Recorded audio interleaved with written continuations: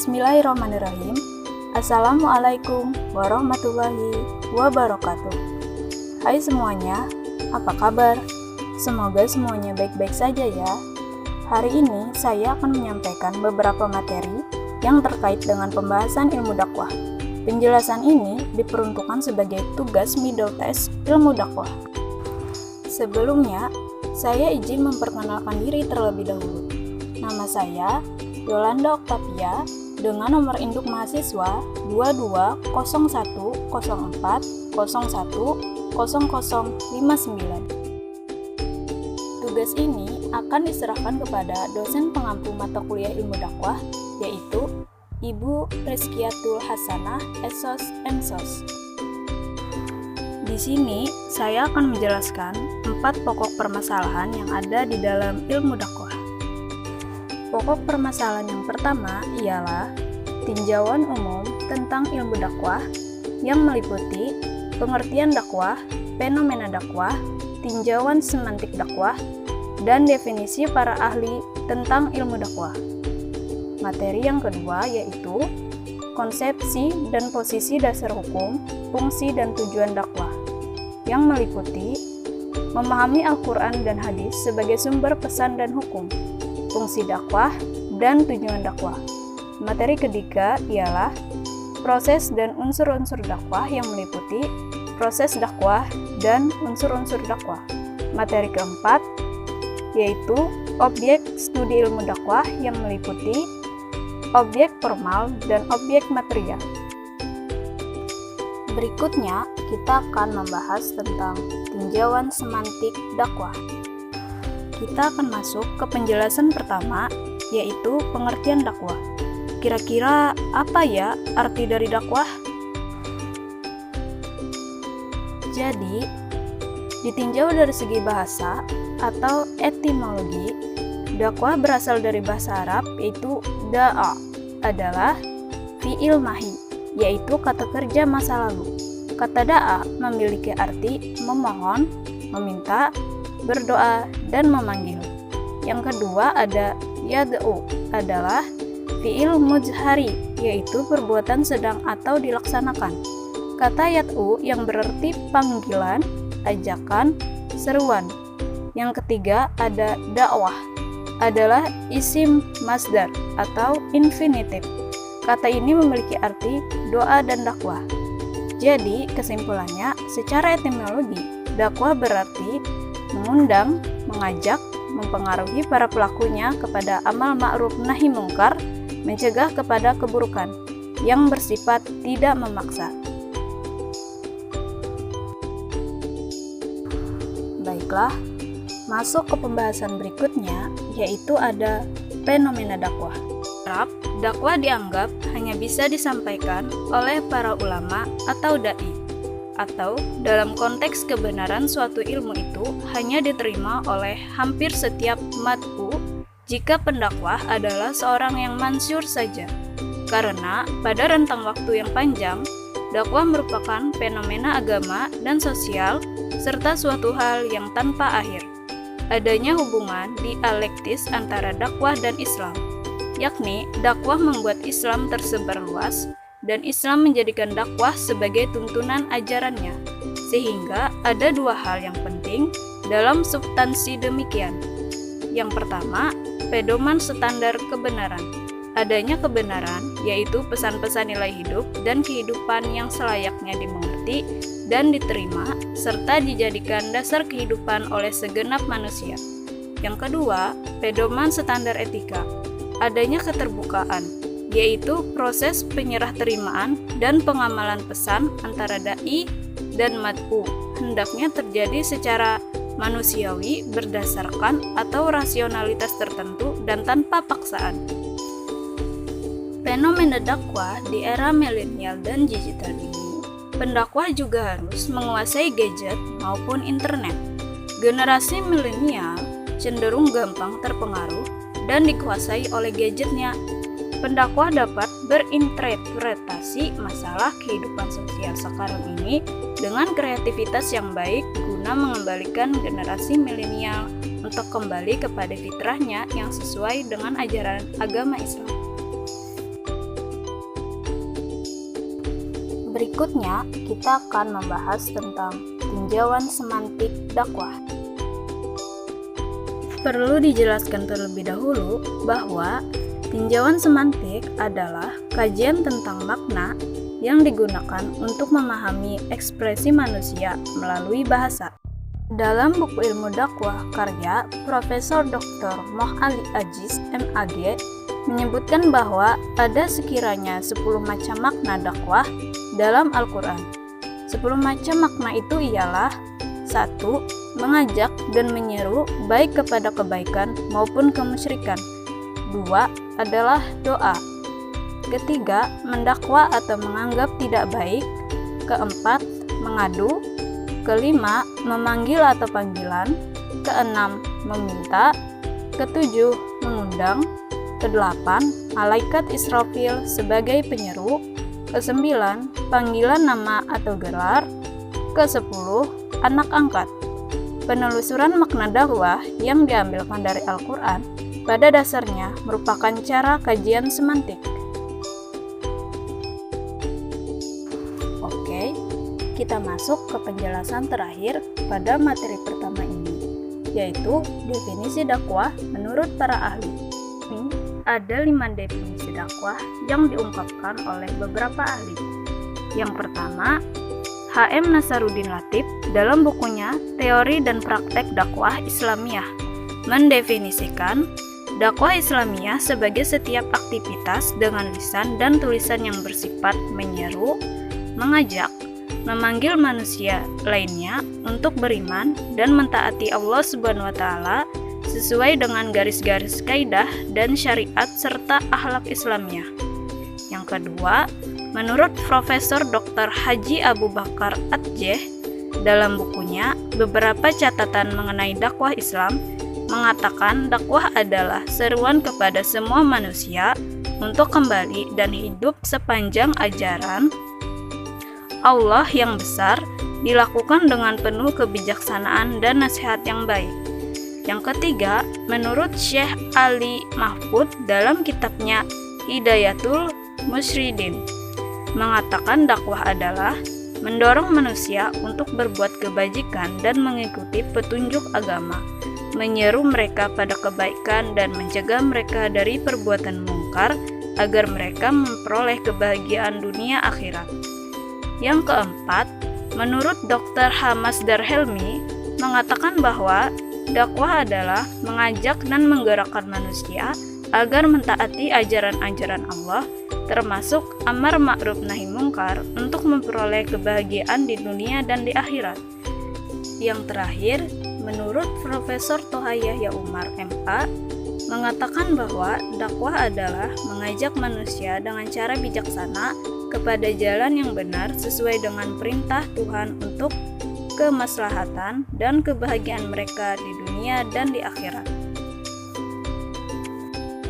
Nah, kita masuk ke materi kedua sekarang, yaitu konsepsi dan posisi dasar, hukum, fungsi, dan tujuan dakwah. Masuk ke penjelasan pertama dalam materi kedua ini, yaitu memahami Al-Quran dan hadis sebagai sumber dan pesan hukum. Sebelumnya, ada 2 ayat Al-Quran yang membahas tentang dakwah, yaitu Quran Surah Al-Imran ayat 104 dan Quran Surah An-Nahl ayat 125. Pada Quran Surah Al-Imran ayat 104 yang berbunyi, وَلْتَكُنْ مِنْكُمْ أُمَّةٌ يَدْعُونَ إِلَى الْخَيْرِ وَيَأْمُرُونَ بِالْمَعْرُوفِ وَيَنْهَوْنَ عَنِ الْمُنْكَرِ وَأُولَئِكَ هُمُ الْمُفْلِحُونَ.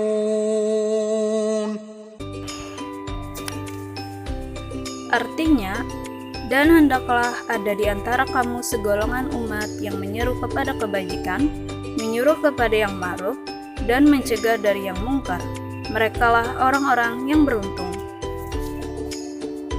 Di dalam surah ini dijelaskan bahwa manusia diperintahkan untuk menyeru pada kebaikan dan mencegah keburukan. Dalam Al-Quran, hal ini dijelaskan dalam surah Al-Imran ayat 104. Dalam Islam, ini sering disebut dengan istilah amar ma'ruf nahi mungkar, sebab manusia memiliki bawaan untuk berbuat kebaikan yang selalu beriringan dengan berbuat kejahatan. Jika tidak ada yang menjadi pengingat, bisa saja manusia terjerumus pada kemaksiatan.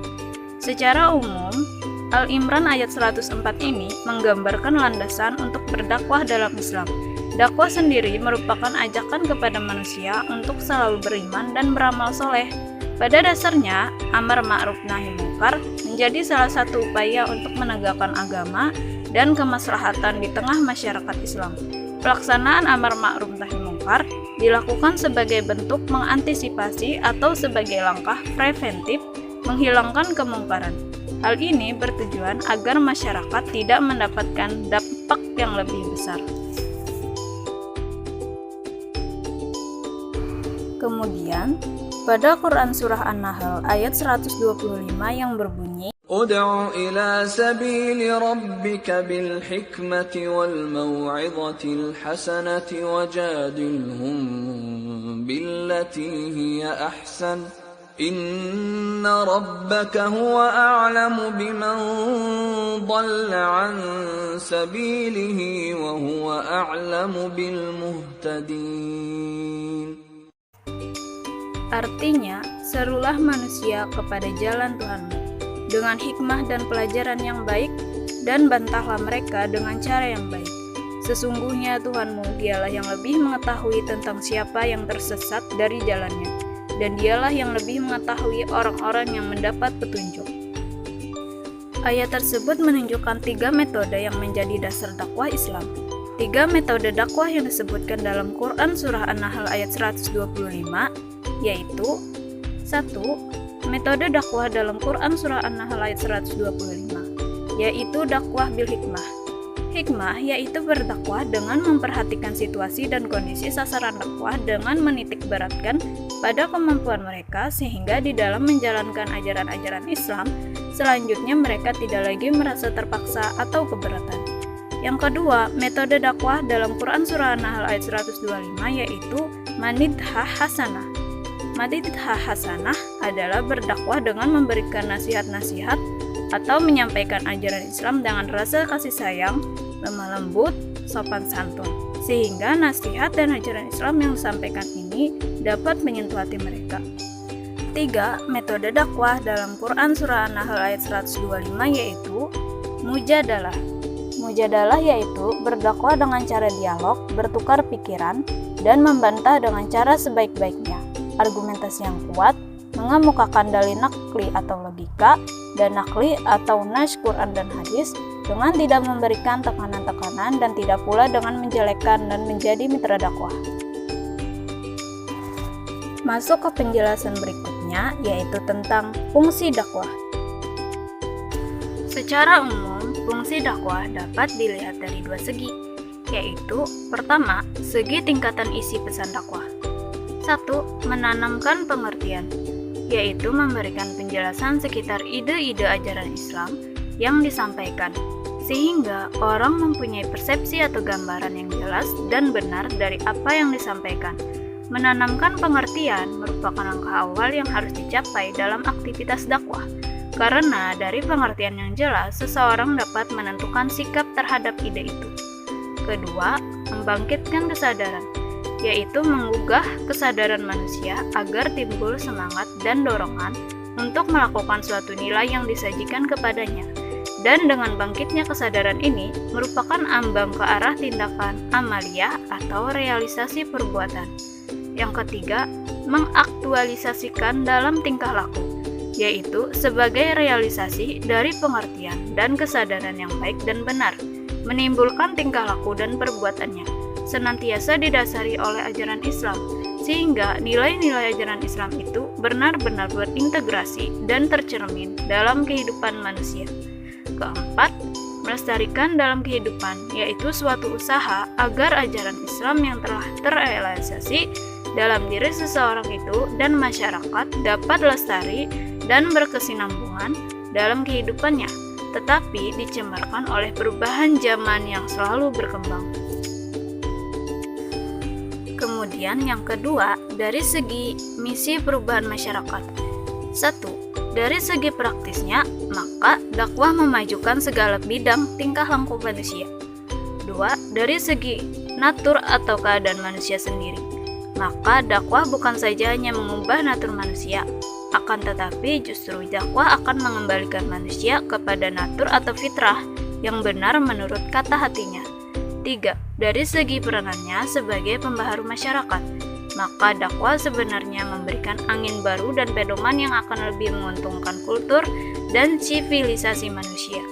4. Dari segi kehidupan manusia dan tujuan hidupnya, maka dakwah akan memberikan filter atau penyaring, akan memberikan arah dan selalu akan meluruskan arah hidup manusia apabila sewaktu-waktu terjadi penyelewengan dalam diri manusia.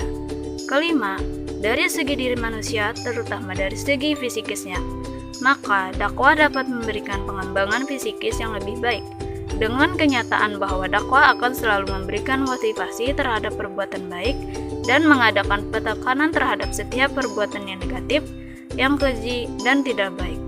6. Dari segi keinginan manusia yang selalu berkembang, yang sering membahayakan manusia, maka dakwah memberikan pengetahuan mana yang harus dikerjakan dan mana yang harus ditinggalkan dalam memenuhi kepuasan dan keinginan manusia. Sebab, tidak semua yang tidak disenangi oleh manusia itu buruk.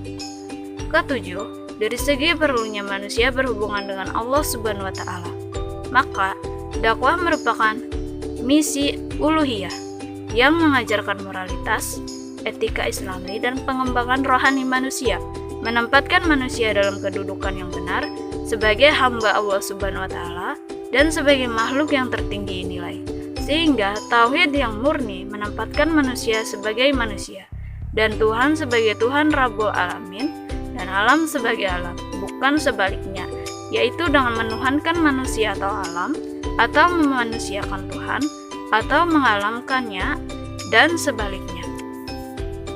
Baiklah, masuk penjelasan berikutnya, yaitu tentang tujuan dakwah.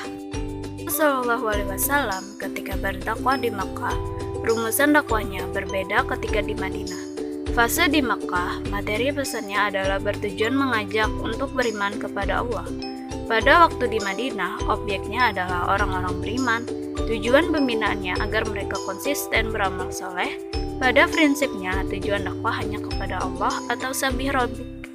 Tetapi keadaan objek dakwah seperti tersebut variatif, ada yang kafir, ahli kitab, dan orang beriman. Sehingga masing-masing objek perlu ditinjau menurut eksistensinya. Peninjauan yang berbeda bertujuan agar pesan bersifat kondisional dan situasional dan dapat menunjukkan solusi setiap permasalahan yang dialami objek. Tetapi pada intinya tujuan dakwah adalah amar ma'ruf nahi mungkar, mencegah keburukan dan membawa kepada kebaikan. Selanjutnya kita akan masuk ke materi ketiga. Pada materi ketiga ini saya akan menjelaskan tentang proses dan unsur-unsur dakwah. Proses dakwah. Berbicara tentang proses, pastinya banyak rintangan yang harus dilalui dong ya pada saat kita melakukan sebuah proses. Dan hal itu memakan waktu yang lama dong, gak seperti makanan instan yang langsung jadi, seperti juga proses dakwah. Pastinya banyak rintangan dan halangan yang dilalui oleh para pendakwah dalam mendakwahkan ajaran Islam. Sebagaimana diketahui, dakwah merupakan suatu usaha untuk mengajak, menyeru, dan mempengaruhi manusia agar selalu berpegang pada ajaran Allah guna memperoleh kebahagiaan hidup di dunia dan akhirat. Usaha mengajak dan mempengaruhi manusia agar pindah dari situasi yang jauh dari ajaran Allah menuju situasi yang sesuai dengan petunjuk dan ajarannya. Di dalam usaha mengajak dan menyeru serta mempengaruhi manusia agar berada sepanjang jalan Allah, maka sudah pasti ada unsur-unsur yang mengajak atau mempengaruhi, ada yang diajak dan diseru, alat untuk mengajak dan menyeru, serta isi ajakan atau seruan, dan hal-hal lain yang melingkupinya. Dengan kata lain, untuk berdakwah itu harus ada dai, manusia yang didakwahi atau objek dakwah, materi dakwah, yaitu Islam, metode dan kaifiyah dakwah, serta prasarana yang lain baik menyangkut dana dan logistik, dan media dakwah yang merupakan unsur keberhasilan dakwah. Unsur-unsur tersebut juga harus dilengkapi dengan faktor penopang dan penunjang yang akan menjaga kelestarian usaha dakwah dan merupakan investasi dalam wujud tenaga dakwah atau human resource, yaitu kader dakwah. Kader dakwah inilah yang akan menggantikan pemimpin-pemimpin dakwah di masa yang akan datang dalam menghadapi era globalisasi informasi dan perkembangan teknologi akhir-akhir ini. Dunia dihadapkan kepada cepatnya perkembangan arus informasi. Pemanfaatan alat-alat teknologi sebagai media penyampaian informasi kepada khalayak sepertinya tidak dapat dibendung. Tetapi sebaliknya, keberadaan teknologi canggih dari globalisasi informasi dan komunikasi ini harus dimanfaatkan untuk penyebaran informasi dan pesan-pesan dakwah Islam. Aktivitas dakwah Islam saat ini tidak cukup dengan menggunakan media-media tradisional seperti melalui ceramah-ceramah dan pengajian-pengajian yang masih menggunakan media komunikasi oral atau komunikasi tutur. Penggunaan media-media komunikasi modern sesuai dengan taraf perkembangan daya pikir manusia harus dimanfaatkan sedemikian rupa agar dakwah Islam lebih mengena sasaran. Penjelasan selanjutnya ialah tentang unsur-unsur dakwah. Apa aja sih unsur-unsur dakwah? Yuk kita baca dan disimak ya. Dakwah memiliki 6 unsur. Yang pertama adalah dai atau pelaku dakwah. Dai adalah orang yang melaksanakan dakwah, baik lisan, tulisan, maupun perbuatan yang dilakukan baik secara individu, kelompok, atau lewat organisasi atau lembaga. Secara umum, dai juga disebut dengan sebutan mubalik atau orang yang menyampaikan ajaran Islam. Yang kedua, mad'u atau penerima dakwah. Mad'u yaitu manusia yang menjadi sasaran dakwah atau manusia penerima dakwah, baik sebagai individu maupun kelompok, baik manusia yang beragama Islam maupun tidak, atau dengan kata lain, manusia secara keseluruhan. Yang ketiga ada madhah atau materi dakwah. Madhah dakwah adalah isi pesan atau materi yang disampaikan dai kepada mad'u. Dalam hal ini sudah jelas bahwa yang menjadi madhah dakwah adalah ajaran Islam itu sendiri. Yang keempat, wasilah atau media dakwah. Wasilah atau media dakwah adalah alat yang digunakan untuk menyampaikan materi dakwah atau ajaran Islam kepada mad'u. Kelima, ada tarigah atau metode dakwah. Kata metode telah menjadi bahasa Indonesia yang memiliki pengertian suatu cara yang bisa ditempuh atau cara yang ditentukan secara jelas untuk mencapai dan menyelesaikan suatu tujuan, bencana sistem, atau pikir manusia. Yang kelima ada tarigah atau metode dakwah. Kata metode telah menjadi bahasa Indonesia yang memiliki pengertian suatu cara yang bisa ditempuh atau cara yang ditentukan secara jelas untuk mencapai dan menyelesaikan suatu tujuan, rencana sistem, dan tata pikir manusia. Keenam, atsar atau efek dakwah. Dalam setiap aktivitas dakwah pasti akan menimbulkan reaksi. Artinya, jika dakwah telah dilakukan oleh dai dengan materi dakwah. Selanjutnya, kita masuk ke materi yang terakhir, yaitu materi keempat tentang objek studi ilmu dakwah. Objek studi ilmu dakwah terbagi menjadi dua. Yang pertama ada objek material.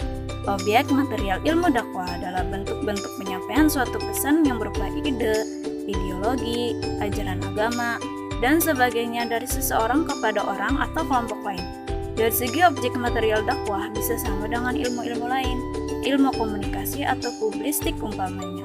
Secara singkat, objek material adalah sesuatu yang realitasnya ada. Contohnya seperti manusia atau dai, mad'u atau penerima dakwah, dan sebagainya. Yang kedua, ada objek formal. Objek formal ilmu dakwah adalah bentuk-bentuk penyampaian suatu ajaran Islam dari seseorang atau kelompok yang lain.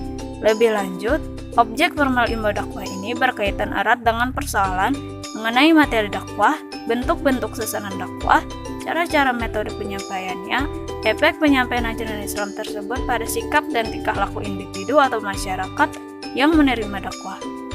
Secara singkat, objek formal adalah sesuatu yang dipelajari, contohnya Al-Quran dan hadis. Baiklah, sebegitu saja penjelasan dari saya. Kurang dan lebihnya saya mohon maaf. Wabillahi taufiq wal hidayah. Wassalamualaikum warahmatullahi wabarakatuh. Sampai jumpa semuanya.